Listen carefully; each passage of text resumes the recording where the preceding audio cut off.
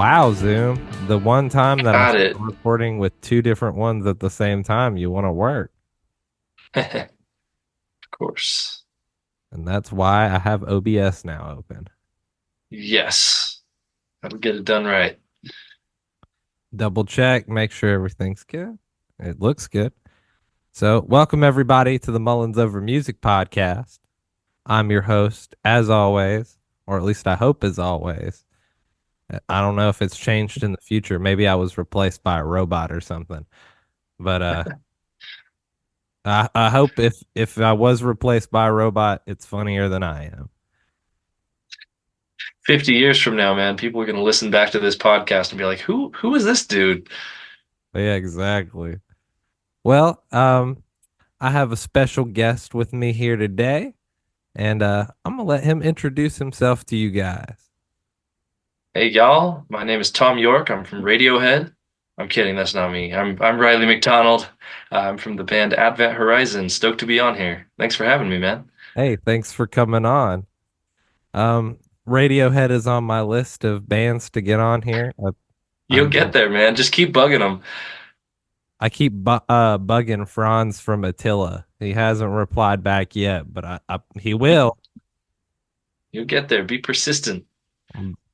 I know where he lives, or a general area. He lives in Florida. So just pepper his neighborhood with flyers or something, right? Yeah, start throwing crumpled up balls of flyers at his door and fill his pool with gelatin mix. I'm sure that will encourage him to want to work with you. Yes. Only crazy people that he works with would do something like that. So Yeah, yeah, I don't know. Maybe he'll look at it and go, "Man, this guy's got just the kind of gumption I'm looking for." And he'll do it. Who exactly. knows? And Maybe it's also worth on my trying. list was you guys, Advent Horizon. Yeah, I that's found you us, guys man. because of my friend Cole Okay. from No Spoon. Oh, hey, sick. Awesome. Yeah. So that's how I found you guys. Very cool. We love No Spoon, dude. I've been jamming their album on the regular for the last 2, 3 months now. I'm loving it. Cool. Yeah, Cole's a good friend of mine. We've known each other for a while. He was the Very cool. second person on my podcast. Nice. So what, I don't know the No Spoon guys particularly well. What role does Cole fill within their band? Cole is the bass player. Oh, very cool. Nice. And then James is the guitar player. I know both of them. I don't know James Okay. as much as I know Cole though. Nice. And so they are from, is it North Carolina? That's right. Good old North Kakalaki. Nice. And is that you as well? Yeah. I'm Very not cool. originally from here, but Okay. I moved here when I was 11, so might as Very well cool. at this point. May as well. Yeah, that's how I am with Utah, man. I've lived in Utah since I was, I don't know, like 9 or 10 or something. Originally, technically from Northern California, but who calls the first 9 years of their life, the where they're actually from? If anybody asks me, I'm a Utahn. Although I'd love to be able to say I'm a Californian. It sounds cool to say you're a Californian, but I'm not really. I'm a Utahn. But dude, yeah, we love North Carolina. We actually talk about that regularly as a band. We did several tours back to the East Coast in 2015, 2016, 2017. And mostly just playing small DIY venues, house shows, parties, stuff like that. This would have been around when we released Stagehound that we did all this. And we hit up, let's see, we played Raleigh one time. We played Asheville one time. And then there was one time that we were booked in Charlotte, but the gig fell through, but we still ended up hanging out in Charlotte for a couple days. And then another time that we got booked in Wilmington and the gig also fell through there. So what happens when you're doing these DIY shows is they get canceled last minute. I have a lot of bad experiences with those. But we spent the bottom line here is we spent a lot of time in North Carolina and it has become one of our favorite places. It's just beautiful, weather's nice, at least in our experience. A lot of cool places to see there. A very beautiful country. I was gonna say, not at the weather at the moment's a little iffy. Yeah. We're sitting at what's the weather like right now? 39 degrees with a high of 54. When the other day it was like a high of 78 and a low of 60. Yeah, see that still even today, 30, even a high of 54, that sounds balmy to me. Here we're sitting in Salt Lake City. It was I think like 17 degrees when I woke up this morning, and it's currently probably in the low 30s. It's just this is what we live with. But also we're snowboarders here, so we grow up learning to be okay with the cold. Fair enough. Um, yeah, 17 degrees ain't shorts weather for me, so I guess. No, no, for sure. Well, okay, and I say 17 degrees, that's because I woke up this morning at my family's cabin way up in the mountains of northern Utah. We're up at 9,000 feet above sea level. It's, 3, 4 feet of snow outside the door. It's freezing cold. It is frigid, frosty winter up there. So of course it's 17 degrees. At my house in Salt Lake City, it's a little warmer than that. It was probably a low of the mid 20s last night, I would guess, which is still not shorts weather, but it's I don't know. It's warmer than it should be this time of year, which is a little bit troublesome for us snowboarder types. There should be about twice the amount of snow that we currently have. It's a little sad at the moment, but we remain optimistic. Hopefully it picks up. Oh yeah, of course, man.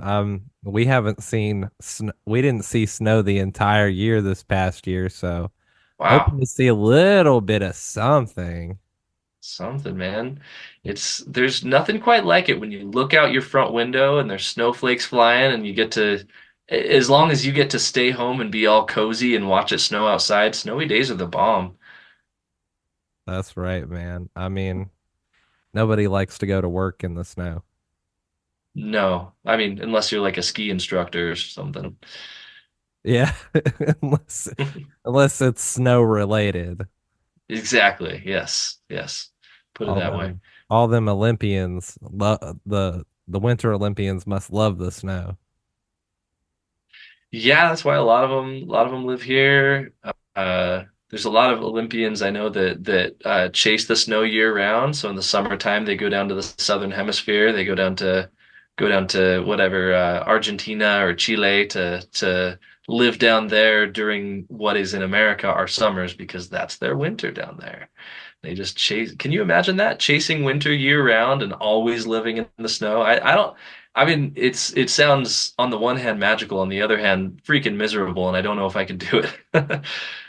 I gotta agree with you there. I mean, maybe I could chase the summer, but There you go. or the Do the springtime opposite. maybe.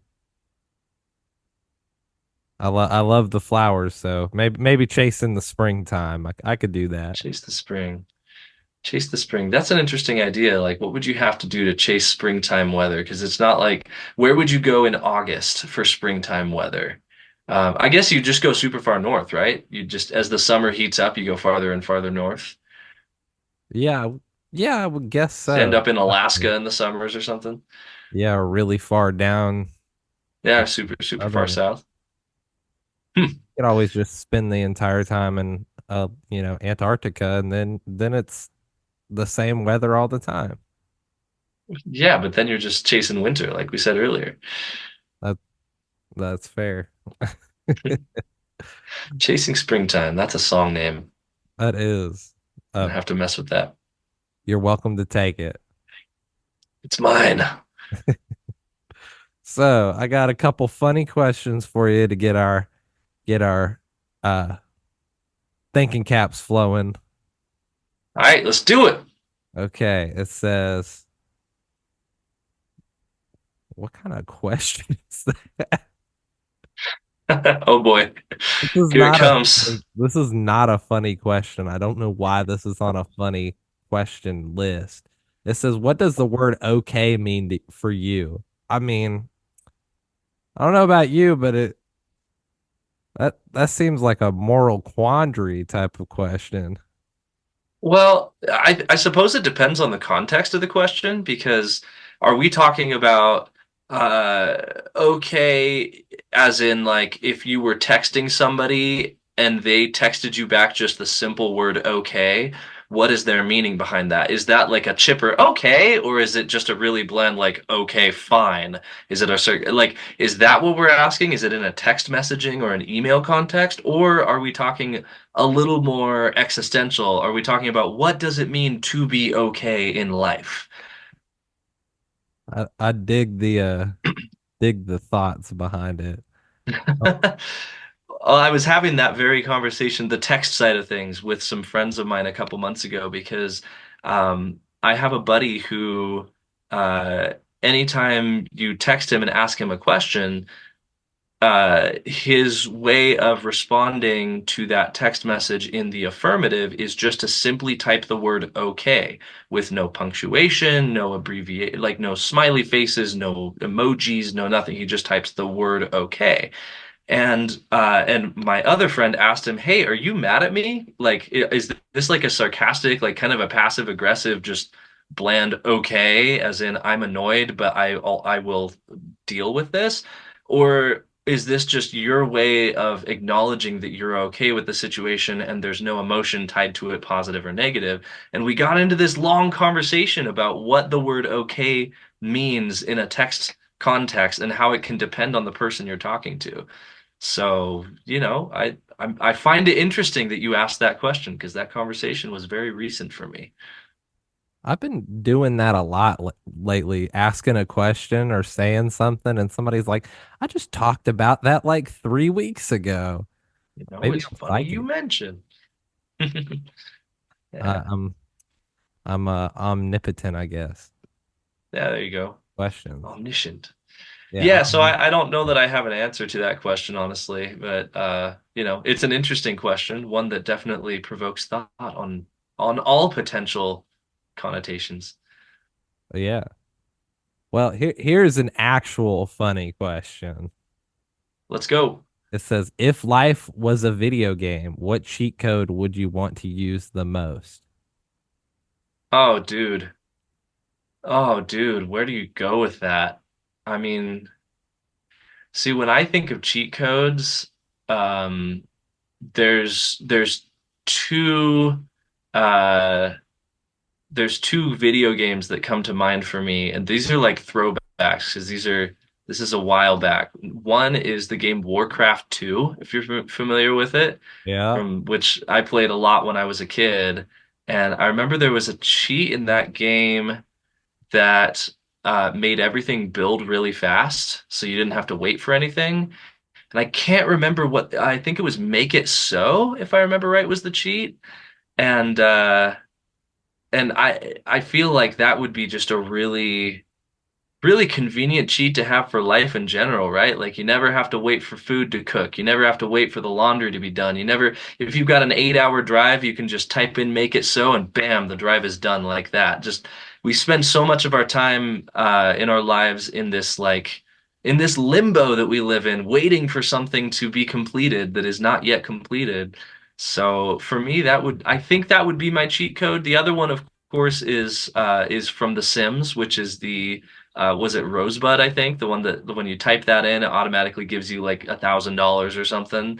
I would just type in Rosebud over and over and over. I think I would like copy it to my clipboard on my computer and just Control V, Control V, Control V, Rosebud, get $100,000 like that. That's probably my other cheat, but I feel like make it so is a little more interesting though. Just make life is still hard, but it goes a lot faster. Yeah, for sure. Now in The Sims, they have a new money code. You have to turn Hmm. on testing cheats, Oh. true, and then type money X with X being the amount you'd want. Oh man, that's not nearly as cool as Rosebud. Like Rosebud has this like almost like fantasy feel to it. It's like feels like some mystical word that you say, like that a magician would say to bring up his money bag or whatever. But money and then a dollar amount is like so so bland. That's so bureaucratic, man. On The Yeah. Sims, why you gotta be so bureaucratic like that? I think The Sims got more bureaucratic the more they went on, the more they started adding those individual item DLC that you had to buy with Oh like yeah. I think if last time I checked for Sims 3, if you were to buy every single thing in the store, DLC and otherwise, it would cost around $30,000. Holy crap. Wow, dude, that's Lot of crazy. homes. How far we have strayed from just walking down to Shopko or whatever and dropping $19.97 on a PC video game that you take home in the box, you know?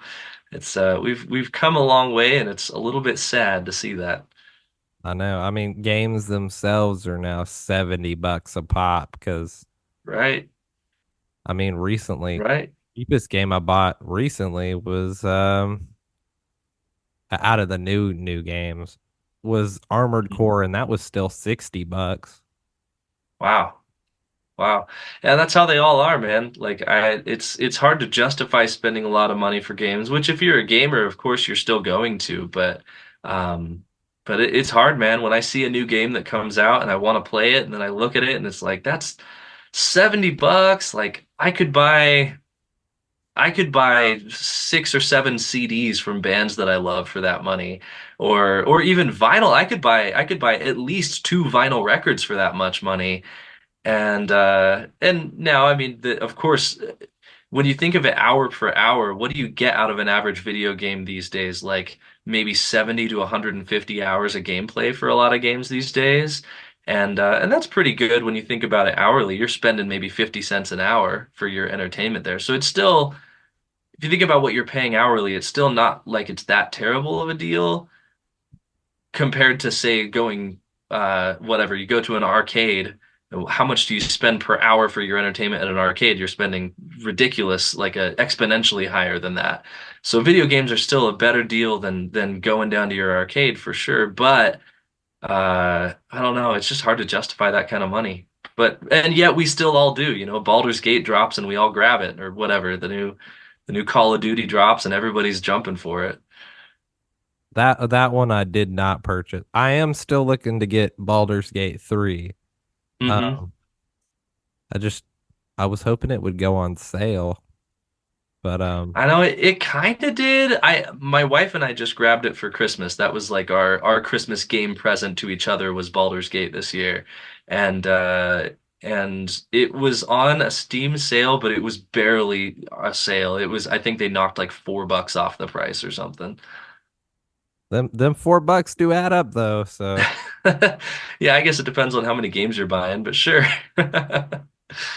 if you're buying several games, maybe those $4 do Yeah, you buy 4 games, that's $16. What is that? $16 is what, a hamburger now?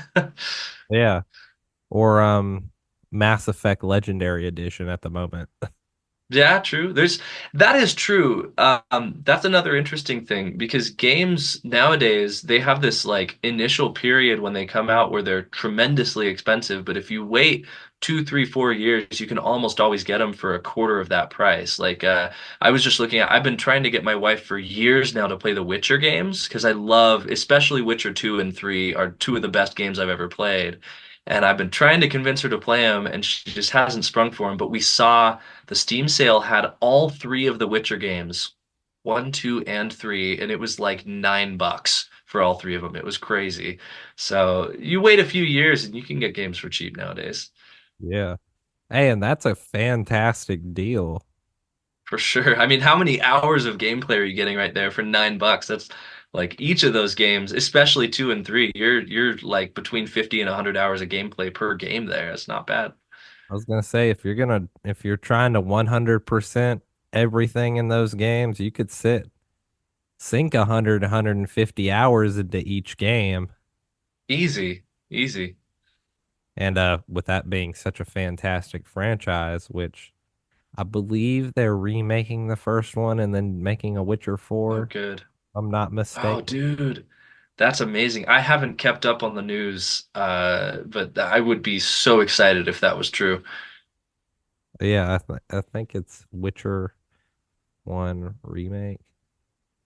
Nice. It is in development, being worked on. Everything we know so far is that it's a remake and it's being worked on. Okay. Which is better Well, than that's yeah, that's better than no news. That's something. I'm excited to hear that. I will anxiously await that game's arrival because I'm going to be honest, I have not played all the way through Witcher 1. I purchased it, I started playing it, but I started playing it after I had played Witcher 2 and 3, and it was just so unplayable with how old it is, and you know that it just it didn't have the same magic, right? Because of how old it is that I couldn't get through it. It lost me after an hour or two of gameplay. So they rebuild it. I'll be very excited to go for that. It's funny because we talk about games. You might get the impression that I'm like a huge avid gamer. I'm really not. I didn't play any like RPG PC games until probably about 4 years ago. It was the what happened was um I got asked by a progressive rock uh journalism site called Proglodites to review an album called Melina or Malina by a band called Leprous. And I wanted to spend a lot of time really listening to that album in depth. And so what I did was I said, well, you know what? Maybe a good way to do this would be to try playing a video game and just listening to the album. And I bought Witcher 3, and that was the first RPG game that I ever really played on a PC was Witcher 3, weirdly. And I listened to Melina or Malina, however you say it, by Leprous probably 300 times while playing through that album. Maybe not 300, I guess. What did I sink? 90 something hours into that game. So it was the album is just under an hour. So I probably listened to it between 100 and 150 times while playing through Witcher 3. And in the process, fell in love with both the game of Witcher and the album by Leprous. And that right there started me down this dangerous path of venturing into listening to really awesome, scenic, epic progressive rock albums while playing epic video games. And that's been my one of my pastimes ever since. But that's only for the last 3 or 4 years here. That's pretty cool. Is there a particular album you go back to every time Oh, when you're playing a well, game? it tends to be different games have different albums attached to them for me. So the Malina by Leprous is obviously attached to Witcher for me. I played Fallout 4 while I was listening to a lot of the most recent Pain of Salvation album, or maybe it was 2 albums ago. It was In the Passing Light of Day. I played. Oh man, what's some other ones? I know there's a bunch of others that I'm just not remembering on the spot here. I've been playing recently. Um, this is gonna sound funny, but I just discovered Minecraft for the first time in my life. I had never touched Minecraft before until about 8 months ago. My wife and I both purchased it, and we both got obsessed with Minecraft. Every night for about 3 months, we would put our kids to bed, and then we would spend an hour or two just playing Minecraft together in the same world. And I would do what I'm discussing, where I would put on some headphones, jump into my Minecraft world, and listen to an album. So most of the albums that have come out in the last year for me have been Minecraft discoveries. Like I've gotten into the albums while playing Minecraft. So when I think of the new Riverside album, I picture myself, underground mining for diamonds in Minecraft. As stupid as that is, it's been a really good way for me to passively listen to an album on repeat until I become familiar enough with it to feel like I have it memorized and really have it under my belt. That is, that sounds very therapeutic. Yeah, you could say that, honestly. It's very relaxing. And it's funny because everybody says the Minecraft soundtrack is amazing, but I have no idea what the Minecraft soundtrack actually sounds like. I literally didn't turn it on a single time. The first time I ever turned on the game, I went into the settings and just turned music all the way down so that I could keep listening to my music on my end in my headphones. So maybe one day I'll listen to the Minecraft soundtrack and go, "Whoa, what have I been missing this whole time?" But for me, man, it's all about like discovering the new albums that I've been meaning to listen to, which Most recently, I've been really digging No Spoon. Obviously, I mentioned I've spent a lot of time listening to their album. There's another band called The Anchorette that released an album called It Started with Loneliness. It began with loneliness, something like that. They're a smaller band. I guess probably in a similar tier as far as where they're at in their career to No Spoon or Advent. But their album is absolutely phenomenal. Gives me a lot of like Opeth vibes, but also a little bit of like Cynic, a little bit of Devin Townsend, a little bit of Pain of Salvation, kind of all over the place. And then of course there's the new Moon Safari album which just came out a couple of weeks ago called Himlabacken or something. Himlabacken Volume 2. That's been for about the last 2 weeks now. That's been my biggest obsession. I've listened to that probably once a day on average for the last couple weeks. Totally in love with that album. Don't you just love music that you just keep going over? You're like, I just finished this, but now I got to listen to it again. Just Now I gotta keep keep going listening. back. Yeah, I live for albums like that, man, which is part of why I think I tend to gravitate towards progressive rock and progressive metal music because those are genres where the music tends to have a lot to dive into. Your first listen will almost never you'll almost never notice everything that there is to notice on your first listen. It requires many, many, many, many listens to really dig into the depths of what the music has to offer. And to be fair, I love a lot of pop music, a lot of new wave music, a lot of like indie and electronic music. My tastes are all over the place. But the music that I find myself wanting to listen to on repeat over and over and over and really dive into is pretty much always progressive rock and progressive metal. Is that because of the intricacy of it, or Yeah, I'd say it's intricacy is a big part of it. That there's no matter how many times you listen, there's always going to be something else to pick out in the mix or in the composition. Also, it probably part of that does, to be fair, have to do with my upbringing musically. It all for me, it all started with Rush. Rush was the first album or the first band that I ever really obsessed over as a kid. I didn't have a whole lot of interest in music until I was about 12 years old. And but when I was 12, my dad one day handed me a Walkman CD player with Exit Stage Left, the live album by Rush in it. And he said, "Hey, I just bought us tickets to go see this band. I want you to be familiar with them. Listen to this album." And so at 12 years old, I spent a bunch of time listening to Exit Stage Left on repeat by Rush. And then he took me and when we saw the Rush concert together. And that was it for me, man. That was my intro to music. That was just that experience, especially the live concert of seeing those guys up on stage, sharing the music that they had composed with, whatever, 7,000 people who were all actively singing every song back to them.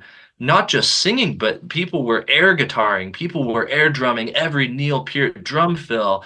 I saw that level of passion from the fans being, reciprocated back to the performers on the stage, and it just awoke something in me, man. It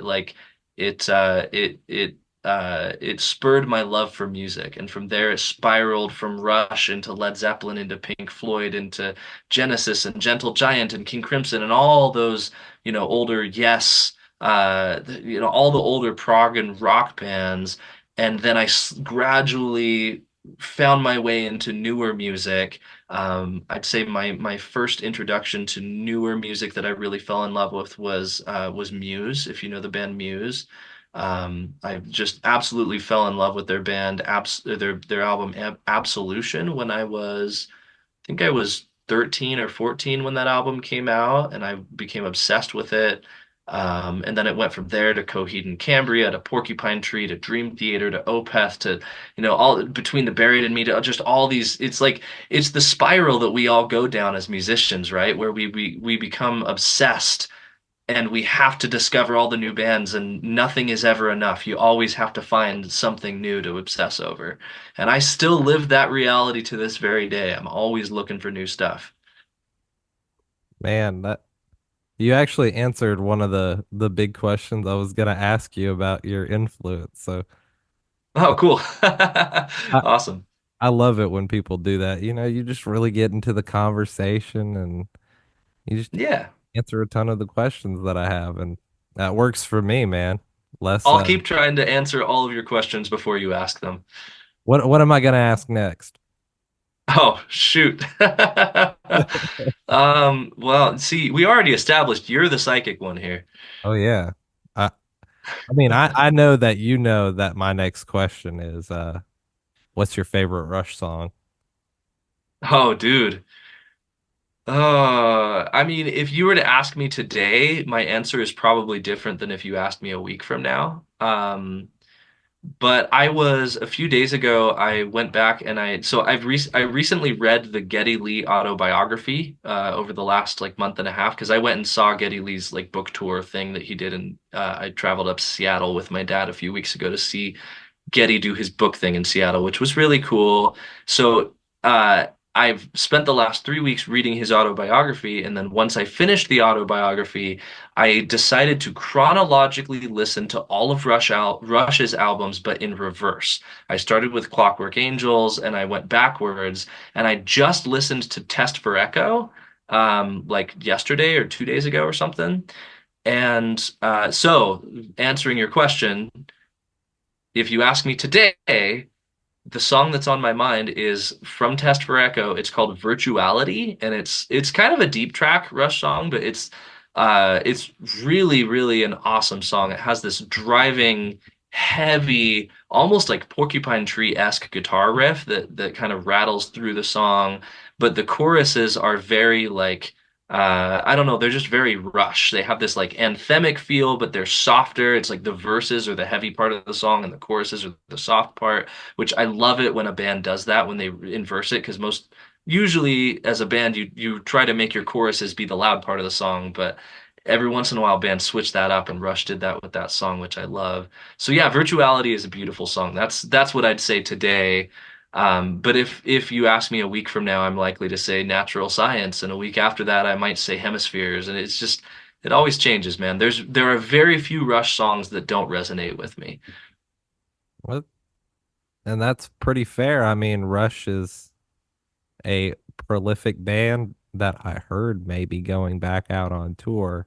That There's some rumors. yeah, don't know who they'd have drum for them, but I've been thinking about that a lot. Like, who do you have? Who do you have that fills the role? I almost feel like it would be too much to have a big name fill in. You know, like if you had Mike Portnoy or whatever, you have Marco Miniman or some amazing, incredible, world famous drummer fill in.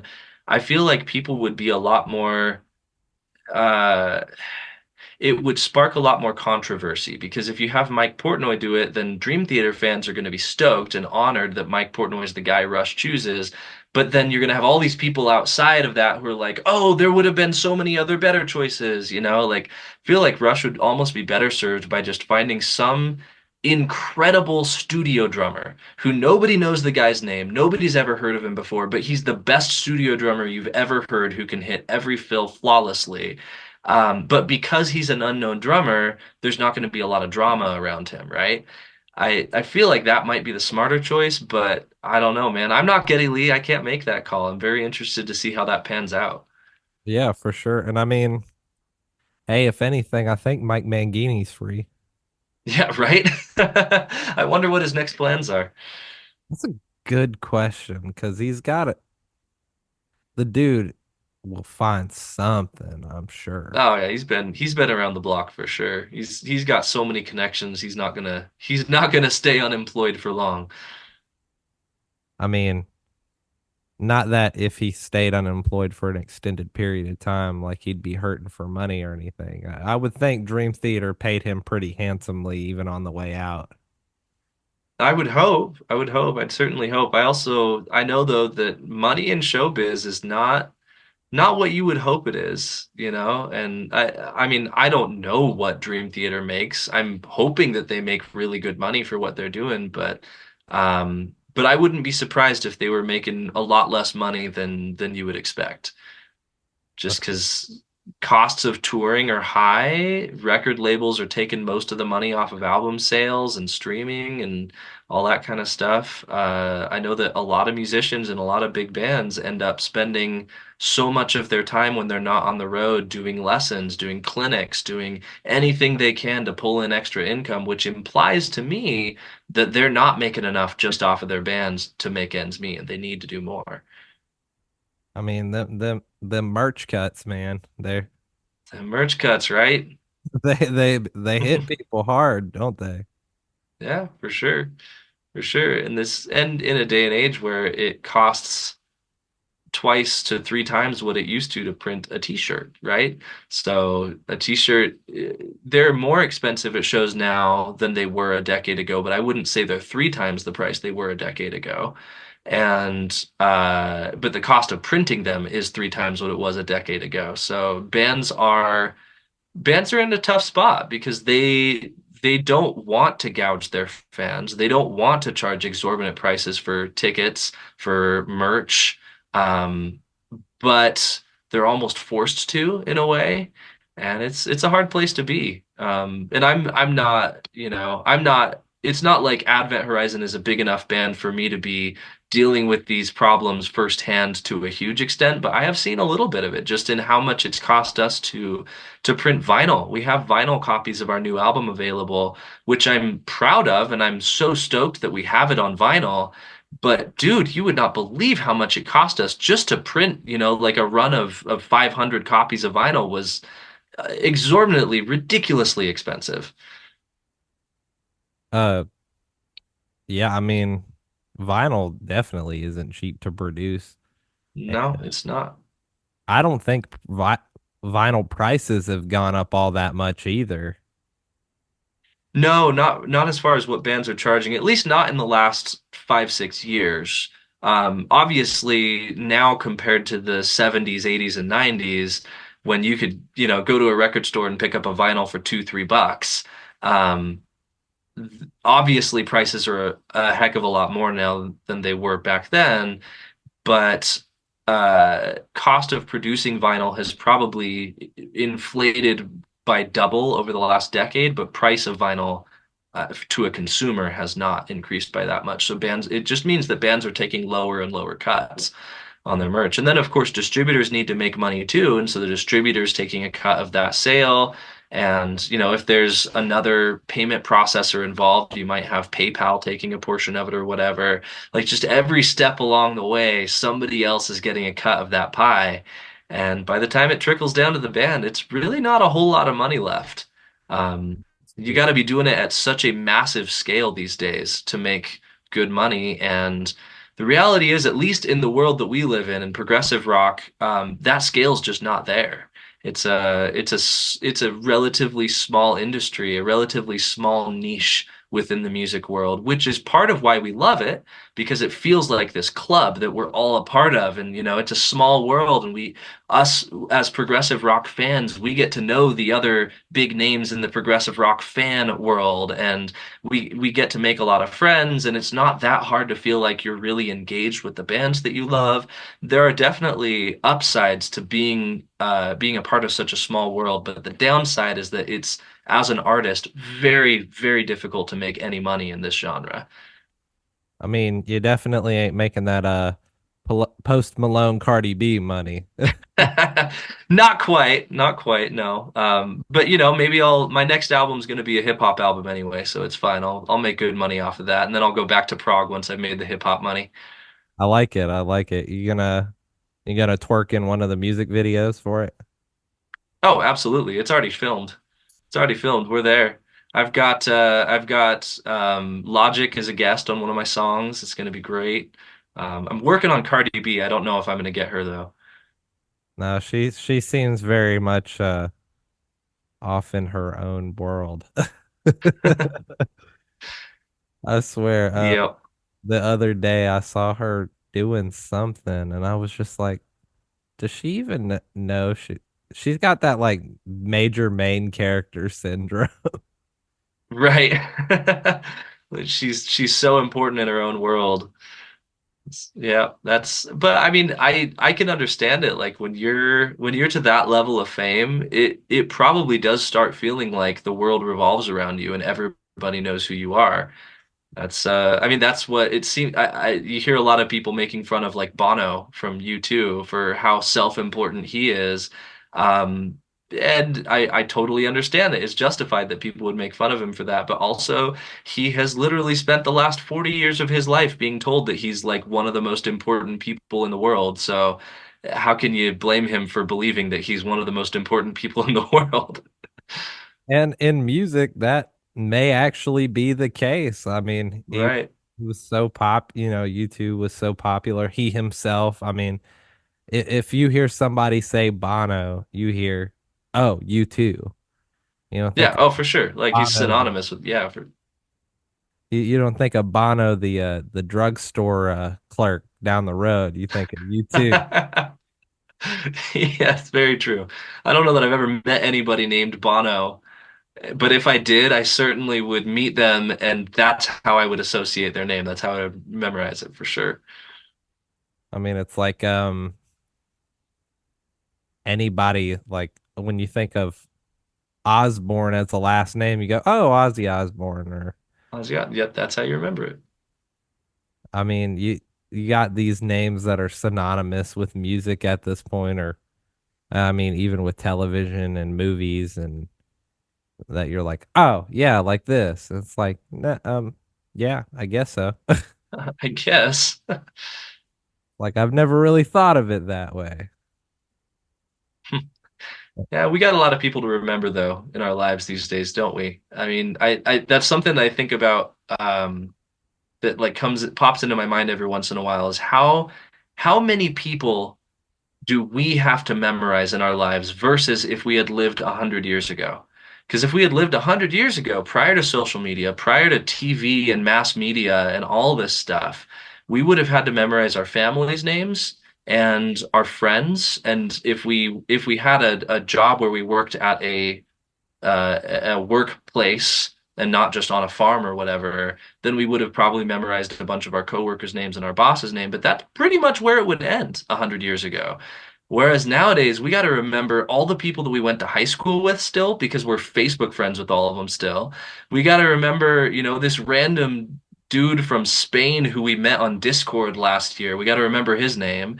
We got to, you know, there's so many people that we all have to keep in our heads all the time. So association, man, that's the way to do it. I found a way around trying to remember people's name. I just go, Okay. hey boss, how you doing? Hey, boss. Yeah, find a unique term of endearment that's your tagline. Do it. That's great. Or what's up, homie? Yeah, that I think more and more people resort to that for sure. And I feel so fake doing that, but also it's even worse when you don't do that and it's painfully obvious that you don't remember a person's name and you're like, "Hey, dude, how are you?" Or, you know, whatever you're trying to like awkwardly evade the fact that you don't remember their name. That happens to me a lot. I play a lot of shows in Utah here locally. I play a lot of music at local bars and local clubs. I play a lot of parties, a lot of weddings. And so I meet a lot of people every year. And people remember my name because I'm the dude on stage and my name is on the marquee out on the front of the building or whatever, right? Like my name is easily accessible to them. But to me, their name is not easily accessible. They come up to me one time and say, "Hey, man, my name is Steve. I really liked your show." And I'm like, "Steve, that's awesome. It's good to meet you, man. See you later." And then 3 months later, Steve comes up to me and is like, "Rylee, it's so good to see you." And I don't know what to say because I probably should just resort to what you're talking about. Just like, hey, boss, good to see you, bro. Yeah, I probably should just do that, but I try so hard to be like, hey, your name was, it was Clarence. No, it wasn't Clarence. Your name was Fabio. No, not Fabio. What? I end up in some very awkward situations because of that, and I need to stop it. I just need to stop, man. Well, it's about wanting to be personable, and I totally understand where you're going with that because, no one's saying somebody's name, they like, oh, I must be at least memorable enough for you to remember my name. And Totally. especially when it comes to musicians and artists, you'll sit there and you'll be like, you'll meet one that you're like is one of your favorite artists, or somebody that you just love their show and they made an impact on you, and so you're trying to make an impact on them. So it's kind of that back and forth where they're like, I want to make a memorable impact on the artist that I like. And then the Yeah. artist is like, I want to make a memorable uh interaction with the fan that has just seen the show, whether it's free or paid. They came to see me regardless of whatever the Right. circumstances are. And you want to, it's one of those mutual, what is it? The feeling of wanting to be, what's the word? I'm just I saying. see what you mean. It's like a mutual respect thing. Yeah. And yeah, you're totally right. I think that's true that like the whole idea that they appreciate that I have given them some, I've entertained them to some level, or whatever, or maybe I've inspired them or something. And they want to make an impact on me because I've made an impact on them. You're right. I don't really think of it that way very often, but you're totally right. Yeah, and it's as an artist and as an entertainer, but also more importantly as a human being who wants to have real human interactions with people that go deeper than just hey man, hey bro, nice set, you know. I want to remember people's names. I want to have relationships with fans of my music. On more than just passively, hey, I forgot your name. But that's not always 100% realistic when you're meeting, several thousand people a year, right? But nevertheless, I will probably keep trying because it's in my nature to do so, and I will keep failing 95% of the time, but the 5% of the time that I fail will make me feel really good and will make them feel hopefully good as well. So, yeah, Yeah. You're totally right. And when you say, "Oh, hey, Steve," and you actually remember Steve's name, Steve is gonna remember that 20 times more than if you just said, "Hey, boss," or "Hey, man, how you that doing?" true, true. True, but also in the process of I may remember Steve's name, but I forgot the 24 other people before him, and maybe I've pissed them off, and maybe it's better for me to just have a neutral relationship with everybody. I don't know. I think that's Eh, a question we may never know the answer to. No, I think there's no right or wrong answer in the situation. It's just as musicians, we've all got to decide how we want to handle that situation for sure. Um, yeah. So I feel like I keep taking us down all these tangents and we're so far off from where we start. I'm pretty sure the most recent question was what is your favorite Rush song? So like we have veered so freaking far from that. Do you want to should we steer back onto course or should we just keep going the way we're going here? You know what? I love the way it's been going, so we can ride the wave and see where it takes us. I got some questions that I'm some of I'm them. interested to know what other questions you have. Keep going for it, man. Okay, next question is uh not that one because I don't like that question. You know what? I'll tell you what it And is. I don't like it either.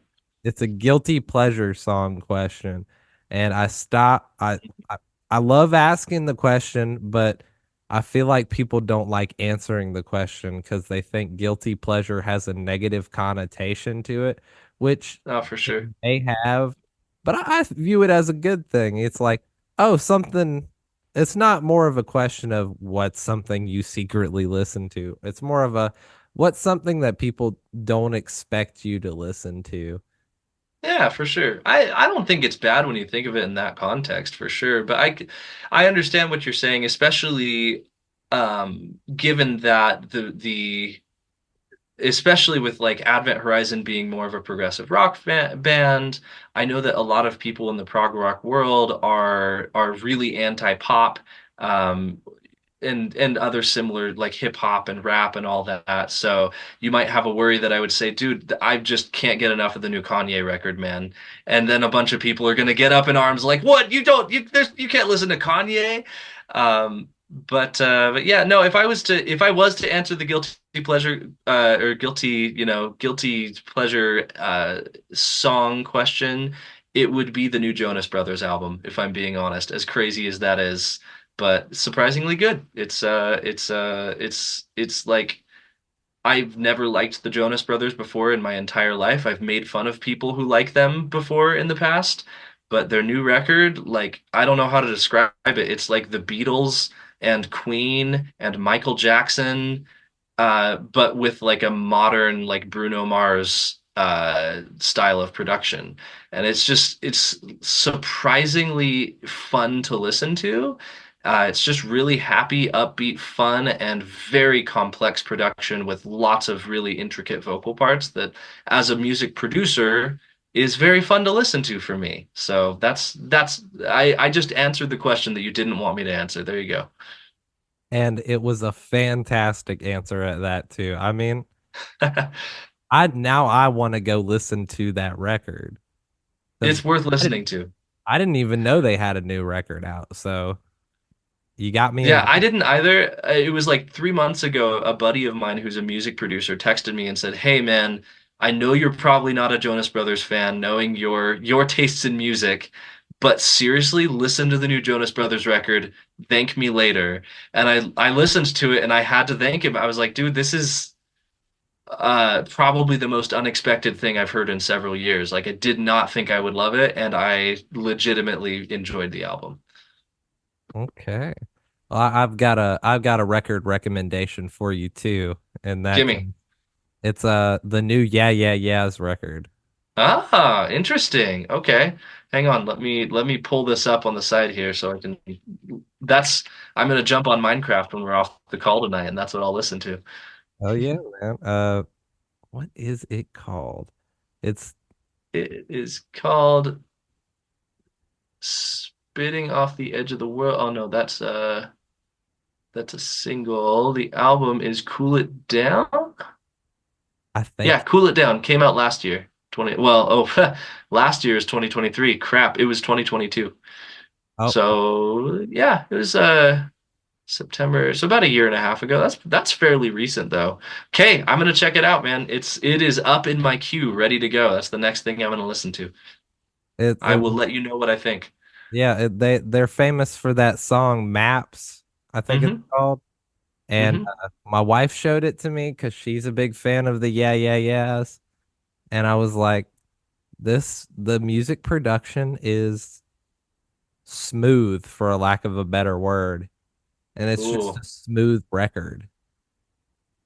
I'm a sucker for good production. There are plenty of albums that I love that are in genres that I don't generally tend to enjoy by artists that I don't generally tend to enjoy, but because of the production, I love the albums.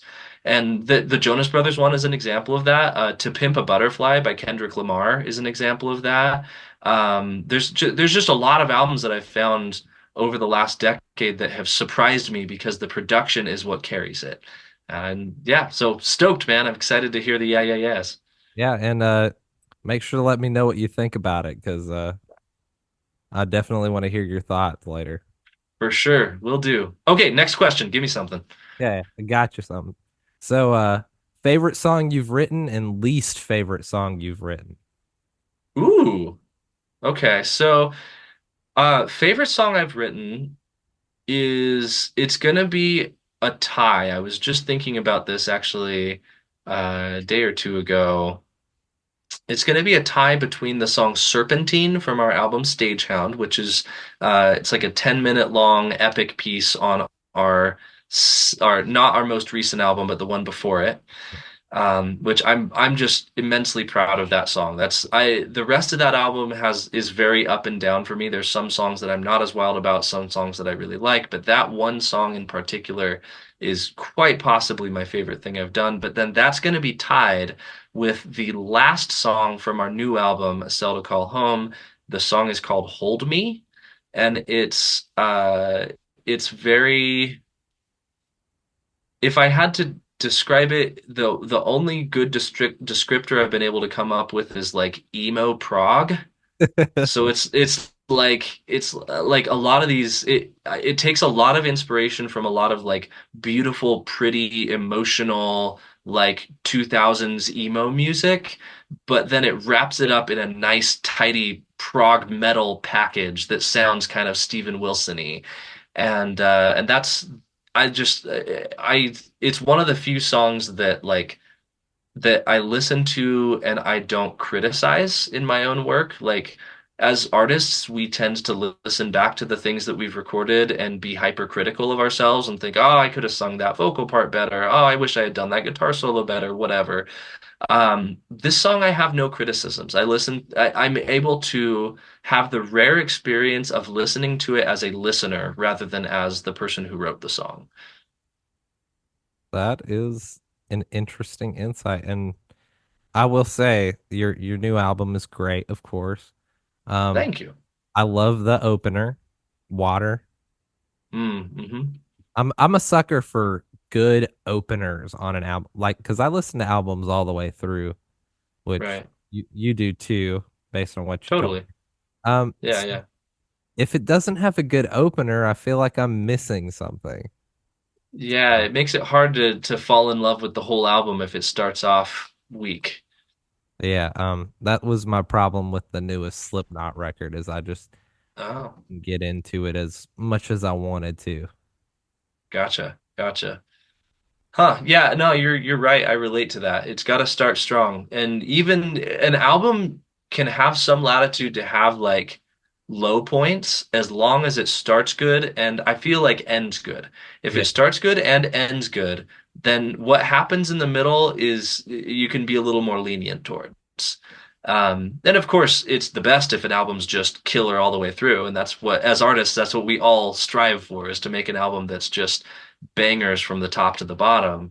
But you're not always going to have that. And sometimes, in order to make an album long enough, you throw in the songs that were not necessarily second-rate songs, but the ones that are obviously not your best work. They're the songs that you put less love into. But somebody said something to me one time. Um, he said, no matter how ridiculous you might think a song is when you hear it, it is very likely that there is somebody on this planet who would say that's their favorite song if they heard it. And that stuck with me as a musician because I just thought like, huh, maybe you're right. Maybe I need to not be so picky about what I put on albums. And of course, I'm going to do everything I can to make every song that I put on an album as good as I can make it. But maybe I need to be less selective towards songs in a way of throwing them out entirely, you know? So I've tried to be more open-minded towards songs and let give each song every chance that it can to shine before I throw it away. that So, with that said, though, that actually leads me to answering the second half of your question, which what is my least favorite song that I've written? And I've written a whole lot of songs that suck. But as far as songs that have made it on an album that have been actually released and produced, um, I would probably have to say my least favorite is the what would it be? The fourth track? I want to say, I think it's the fourth track on our album Stagehound, which is Down the Vine. Um, it is, it's going to be either that one or the second track from Stagehound, which is called Motion.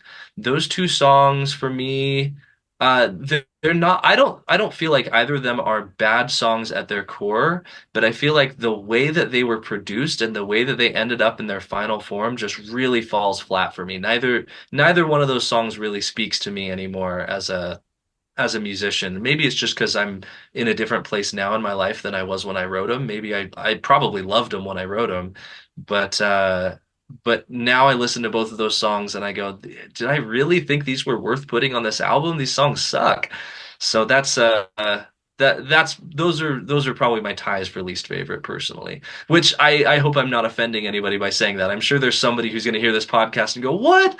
Down the Vine's my favorite Advent song." But you know, I'm just the songwriter here, man. Like my opinion doesn't really matter. Once I write the song and throw it on the album, it doesn't matter what I think about it. It's out there for the world to hear, and that's part of the beauty of music is that everybody, the listeners really dictate whether a song succeeds or fails, not the artist. With uh with that being said, I mean, the listeners love Rain on Open Water. Uh Yeah. Number one song on Spotify at the moment. It is. It is. Thanks in large part to our Latin American fans. Looking at the Spotify analytics for that song is very interesting because a lot of our other songs have a majority of the listeners in Europe or in North America.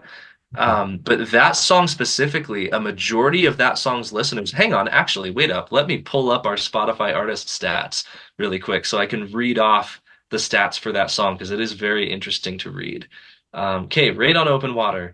You want to hear the top cities for that song? Let's hear it. Number one is Santiago, Chile. Number two is Sao Paulo, Brazil. Number three, okay, Helsinki, Finland. Finland made it in next. Okay, And then good. after that, it's Rio de Janeiro, Brazil. So it's almost all South America in the tops. And Mexico City's not far, but I think Mexico City's like number six or something.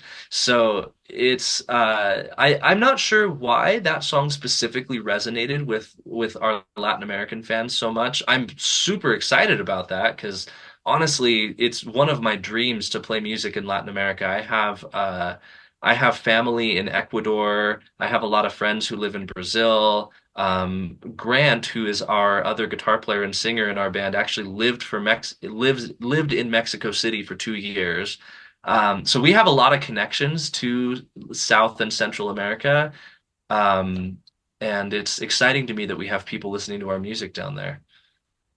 That's really cool. And I love Spotify's analytics. I mean, I have Spotify for podcasters, so I get my Oh, analytics cool. podcast through here. Hmm. Um, Let me pull that up real quick because it's pretty interesting too. My top uh listener, number one overall is the US with 81%. Then Okay. it hits me with 8% Iceland, Nice. then 7% France, which came out of nowhere. Hmm. Um, well, actually, I kind of know where that came from. 3% UK, and then Canada, which used to be like 20%, dropped down to one. Oh, interesting. Huh. That's probably because initially you had a much smaller listener base, and so you had maybe a few people in Canada listening and nobody in France or whatever, nobody in Iceland at first. And so initially Canada, those few people made up a larger percentage, but now maybe your Canadian listener base hasn't grown as much, but your listener base in France and Iceland has grown hugely, and therefore Canada is now smaller.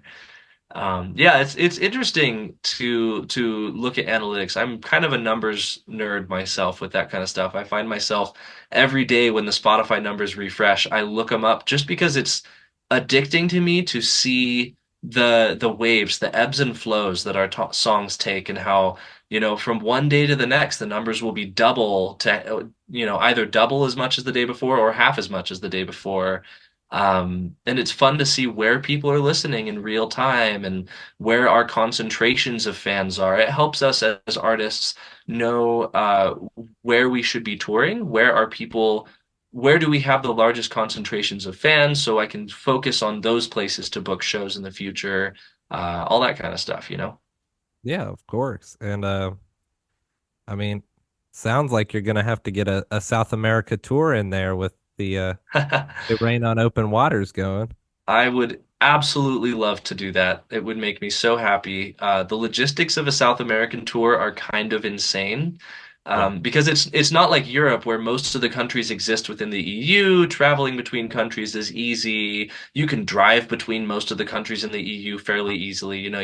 You fly to the Netherlands or whatever and rent a van and you can drive around, all over Europe.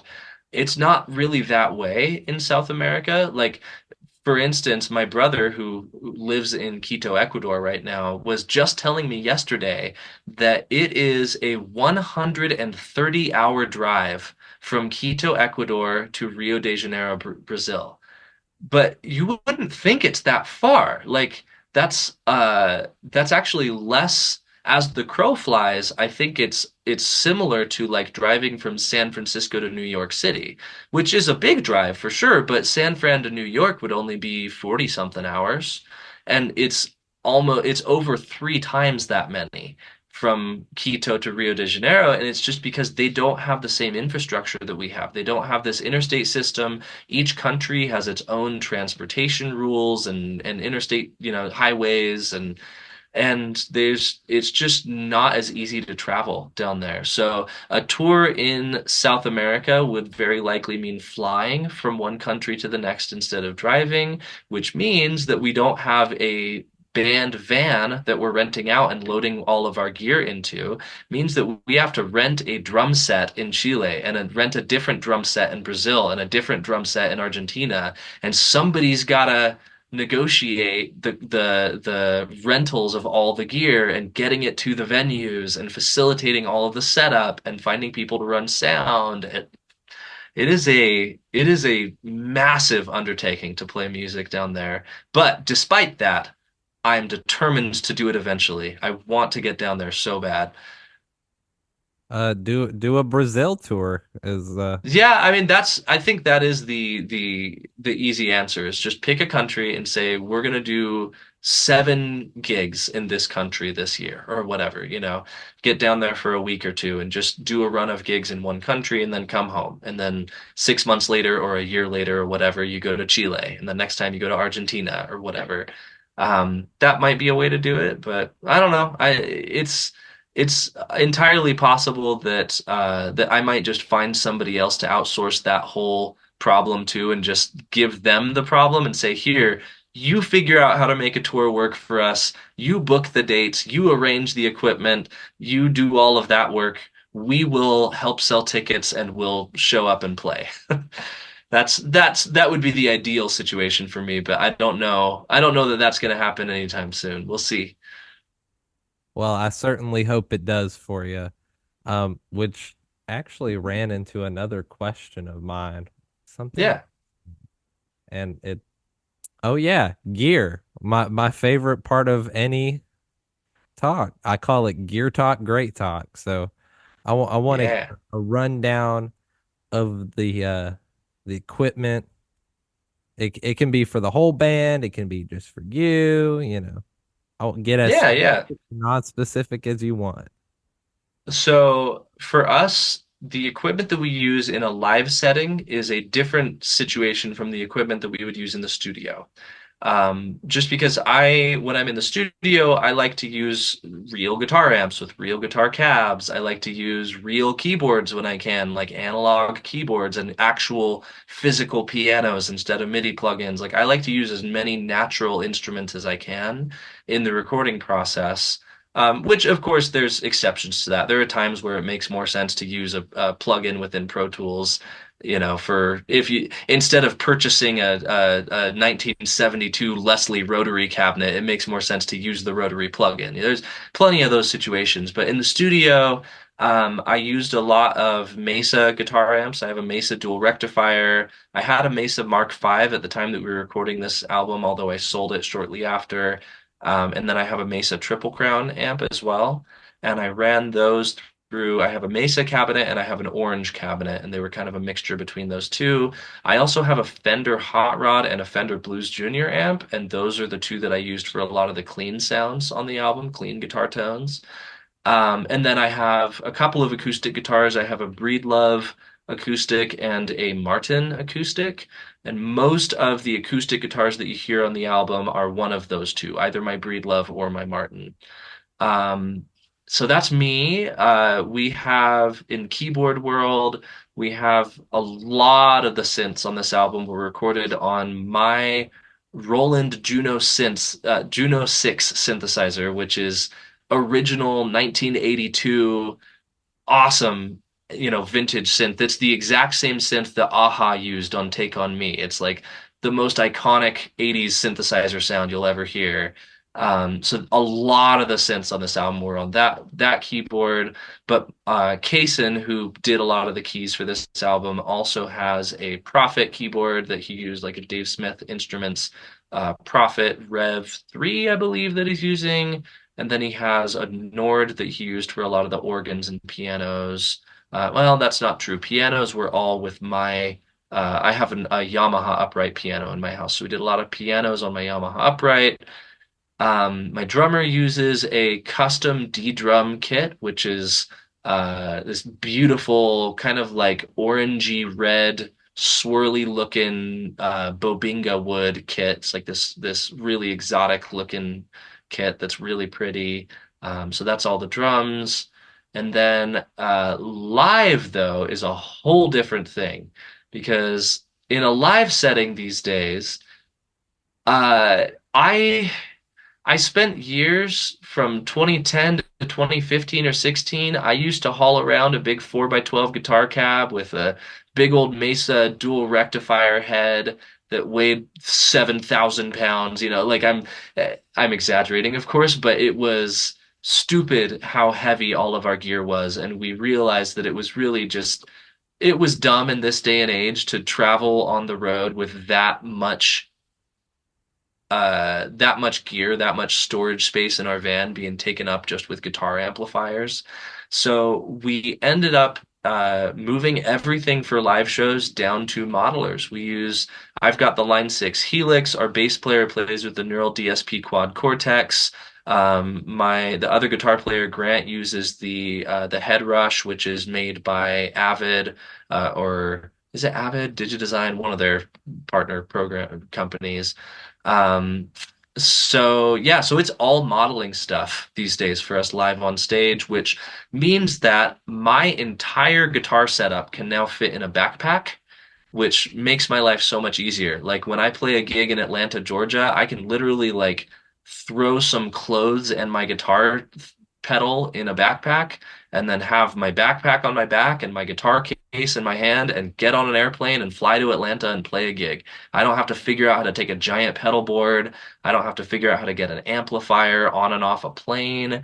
It just makes a lot more sense logistically to scale things down as much as you can in this day and age, especially when you're talking about flying over to Europe or whatever to play gigs. And we've done similar things with our in-ear monitor setup.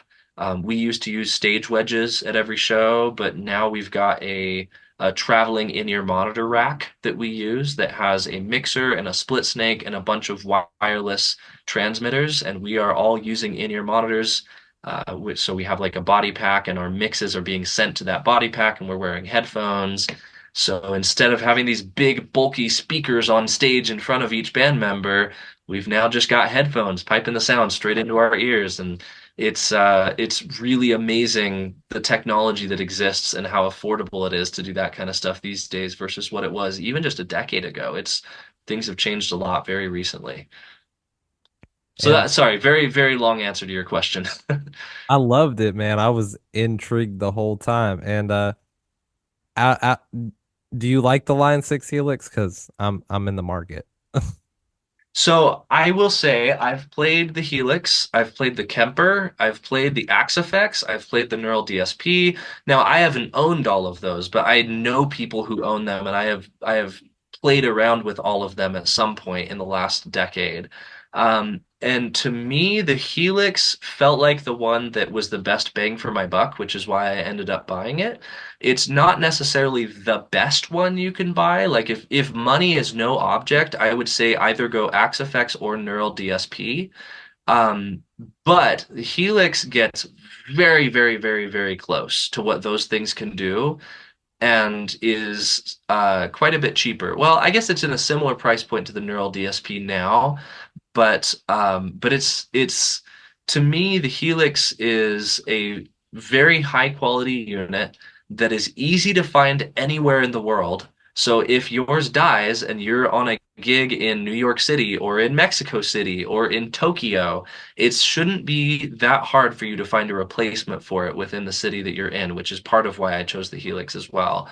And it's very easy to program. It's user friendly. It takes 5 minutes to set up a patch. Once you understand how it works, it's very, very intuitive and easy and quick to use.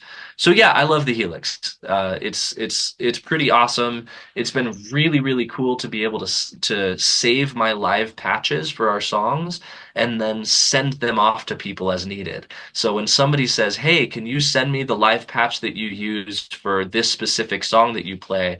I can literally just email it to them. I can just offload it from my Helix and send them an email, and they can upload it to their Helix, and now they've got my exact guitar tone that I used from a specific song. So that's it's been very cool. I will say that like modelers just in general are awesome. They're amazing in a live setting. I don't know that I, as a listener, would know the difference between a real guitar amp or a modeler in a live setting.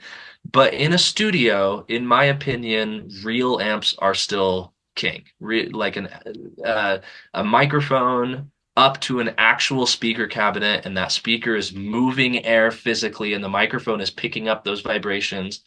There's just something about the magic of that relationship that makes a real amp superior in the studio in my opinion. And there are people who disagree with me on that, but that's kind of where I've landed is real amps for studio, modelers for live. I didn't talk at all about my guitars. I is at least electric guitars. My main electric guitar that I use is from a company called Suhr, Suhr, and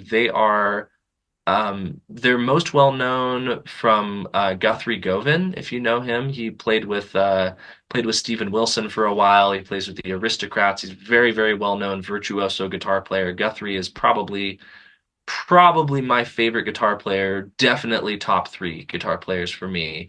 And Guthrie played Suhr guitars for a lot of years, and that's how I discovered Suhr. And my Suhr guitar is my baby. It's the most expensive instrument I own. I hope to never have to buy another one of them. But it's amazing. It feels perfect to play. It can get every sound combination that I want out of it. It's very versatile, just very solidly well built, and looks very pretty on stage too. So that's my baby, is my Suhr. I just looked them up. Wow, they are pretty. They're gorgeous guitars. Yeah, so the one that I have is the modern. Oh crap, I think it's just the Suhr Modern, or maybe it's Modern Pro or something like that. Okay, let me see. It standard. I think I found it. And that yeah, these are pretty. They're They're gorgeous guitars, and just wait till you play one. Like, there's a lot of guitars out there that look pretty, and then you play them, and you're like, yeah, that's pretty good, I guess. But Sir is one of those where it looks pretty, but the second you pick it up, you just feel this magic out of the frets. At least for me, like the first time I touched that guitar, I went, okay, that's it. I'm selling my Les Paul. I'm selling my Stratocaster. I'm doing anything I can to raise the funds to get this specific guitar because I am in love with it. And I haven't looked back since. It's been my baby ever since then. That's what's up, man. Yeah, thank you for telling me what guitar it is, because now I'm fixing to go out there and get one. Yeah. Cool, man. Especially this Well, series right here with this red wood with the gold uh plating on it.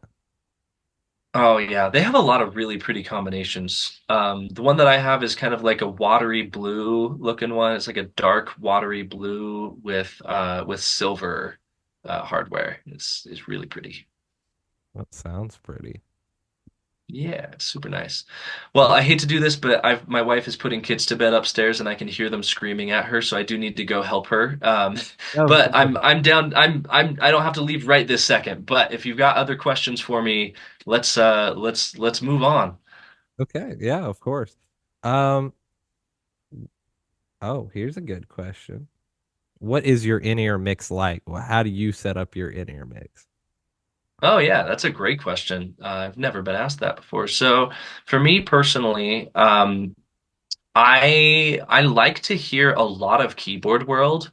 I like to hear a lot of the synths, mostly because the synths that we use are all stereo sounds, and my in-ear monitors are stereo in-ear monitors, so I can hear the cool swirly organs and synth patches and stuff surrounding my head while I'm playing, and it makes me feel a lot cooler than I really am. So that's it's just I don't know, it's an energy thing, right? Like when you're on stage, anything that you can do to make you feel like you're a badass, like will increase your performance, right? If you can make if you feel cooler, you're gonna play cooler. At least that's how I feel about it. So yeah, I hear a lot of synth world, but then also a lot of my vocals because that's the to me the most important thing is that I can hear my voice above anything else in the mix so that I'm not singing off key. Because the worst thing ever from an audience standpoint is when you're standing in a crowd and you can tell the lead singer can't hear themselves because they're singing flat on every high note. It drives me crazy. So that's priority numero uno for me is making sure that my voice is the loudest thing so that I am not flat, so that I'm not hurting people's ears in the crowd. Yeah, so it's probably vocals are the loudest thing in my mix, followed by my guitar and then synth world, and then drums. I tend to keep drums low-ish, at least as far as the cymbals and stuff go. Although I do keep the kick and the snare really loud. So I'll even mute the rest of the drums altogether, but I'll put the kick and the snare at a decent volume in my ear because that's part of your job as a guitar player is to really lock in with that kick and snare, whatever groove it is that the drummer's playing. You want to be locked in tight with that groove. As long as I can hear that groove, it doesn't matter what the rest of the drums are doing in my mind. Not that I wouldn't love to hear Mike's drums because Mike is a phenomenal drummer and I love watching Mike play live. Sometimes when we're playing shows like in when we're doing bar shows with one of our bar bands, I'll just turn around and just watch what Mike is doing and the crazy polyrhythms he's getting into stuff and I get lost in it sometimes just watching him play because it really is amazing. But as a performer, it's all about focusing on the things that matter to your performance. And to me, that's just kick, snare, my vocals, keyboards, guitar. Okay. I dig it, man. I always love hearing what people's in-ear mixes are like because they're always so different. Oh, for sure. Yeah. Like Yeah. more, Everybody has different philosophies. I've had someone say, I put the original studio track in my ear and nothing else." I just played along to the studio track. Oh my gosh, that's terrible and amazing at the same time. Like that's so genius. Like if you're playing to a click track and the rest of the band's playing to a click track, why not? You tune out everybody else's mistakes because everybody that's part of the problem with in-ear monitors is that you can hear everything so well in in-ears that you hear when the other band members make mistakes. If somebody messes up a vocal harmony, it makes it harder for you to sing your part properly, right? And I can see some merit to that of just like literally pressing the mute button on everybody else's parts and only hearing your original studio track.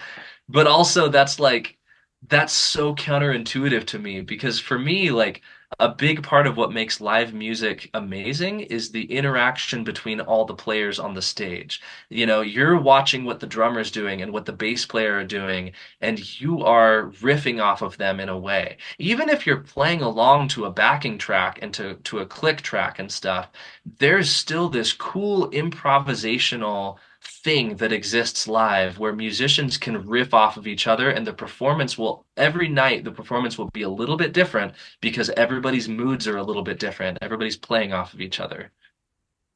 Okay. Yeah. So to move it along here, I got one Yeah, last question for you. go And for it. it's or section of the podcast, if you will. It's called the Dream Festival. Ooh, okay. Yeah. So the only rule is your band Advent Horizon is playing. So I'll Okay. kind of walk you through it. So we'll start with the first and most important thing. the catering. What's going to be the dream catering here at your festival? Oh, dude, catering. So you're talking like catering for the bands, or is this just for the entire festival, for everybody, for the guests, for everybody involved? Screw the guests for you guys. Okay, so this is our backstage meals before the gig. Yeah. Oh man. So like my favorite foods are foods that I tend to not eat right before I sing. I love spicy food. I love a good hot chicken sandwich. I love tacos. I love, buffalo wings. All the things that are terrible for your voice because they're acidic. They make your throat all messed up and tight and constricted and make it hard to sing. So the things that I love are not always the things I eat before I go on stage. My dream catering before I go on stage, honestly, would be something simple like a sandwich or like even soup is good. Thai food can be good if it's not like really spicy. So kind of just like neutral, like mild Thai food can be really good because it's warm, it's comforting to your vocal cords. Um, yeah. Honestly, let me go with Thai. I'd say Thai food. Okay. Thai Say some food. good pad Thai. Yeah, that sounds great to me. Now the next part of it is the location. Now it can be Ooh, anywhere you want. Perfect conditions for anywhere those I want. locations. It would be somewhere next to the ocean, Okay. somewhere with higher humidity because that's really good as a vocalist. See, all these things are like because I'm a vocalist, I answer differently than the rest of the band members would answer.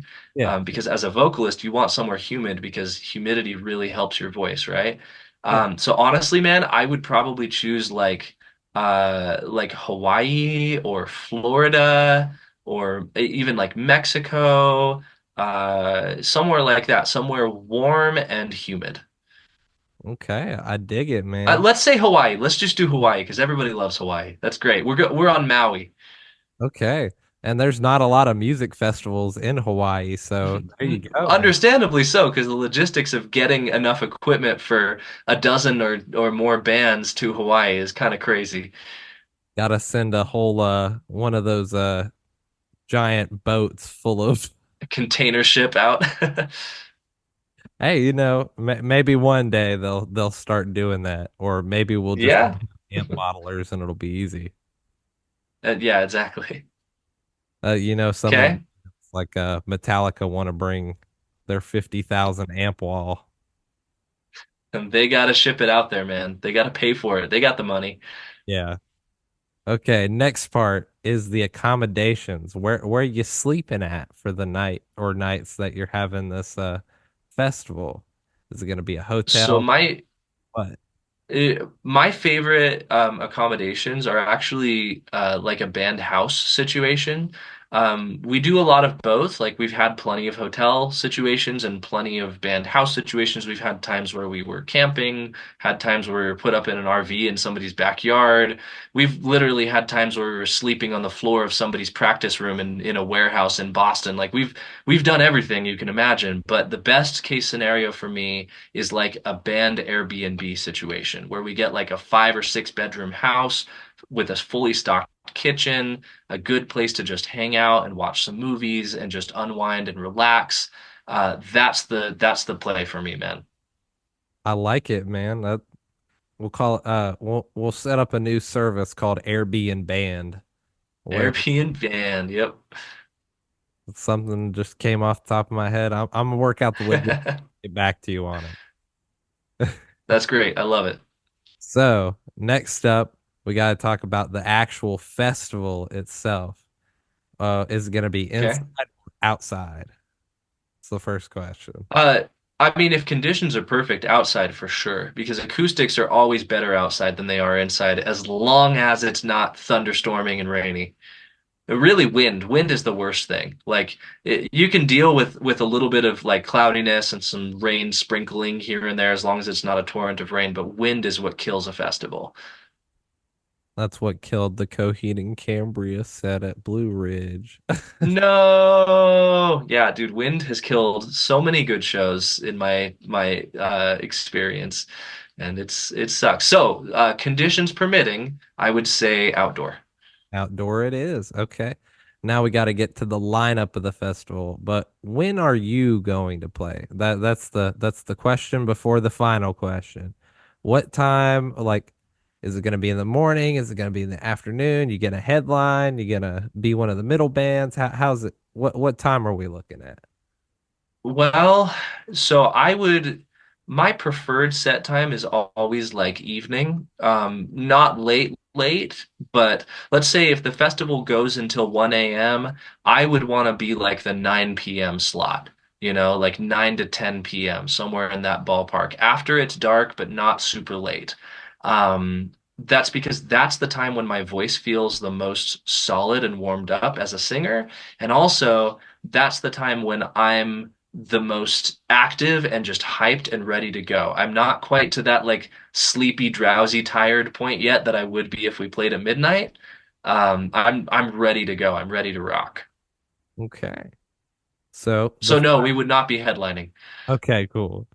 That answers the question. So the final question is, who is playing at your festival? Give me a couple headliners, give me a couple of the smaller bands, and yeah. Yeah, okay. So couple headliners. So if I'm picking like from out of all of the bands that I love, that keeping in mind I'm thinking within our genre here. I'm not gonna pull Kendrick Lamar to my festival. Um I would have to say headliners would probably be Porcupine Tree and it would probably be Porcupine Tree and Rush, which is a crazy pairing because they're like two bands with like such similar fan bases. Obviously, Rush is 10 times bigger than Porcupine Tree, if not way more than that. But I would go Porcupine Tree and Rush as the headliners. And then when you talk about some other bands on the bill, for me, it would definitely be Leprous. I would have Haken for sure. But then I would probably want to throw like some other slightly less expected bands in there. There's a band that I love called Three, just the number three, who they actually toured with Porcupine Tree a little bit back around the Fear of a Blank Planet tour, if I remember right. And they're so cool. I'm pretty sure they're not active anymore, or maybe they're like on hiatus or something. But Three would be there. Pain of Salvation would be there for me.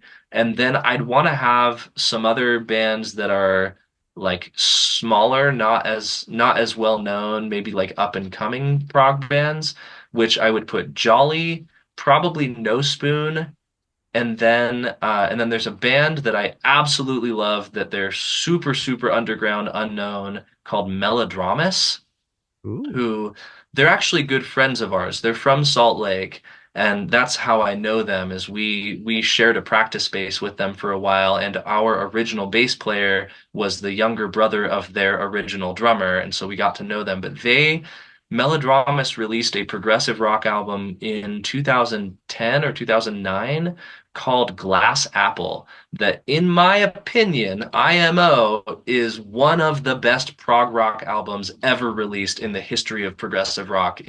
To this day, the album blows my mind every time I listen to it, and I think it's absolutely criminal that those guys didn't take off and end up opening up for Dream Theater and get huge and well recognized. So I would resurrect Melodramas for that festival for sure.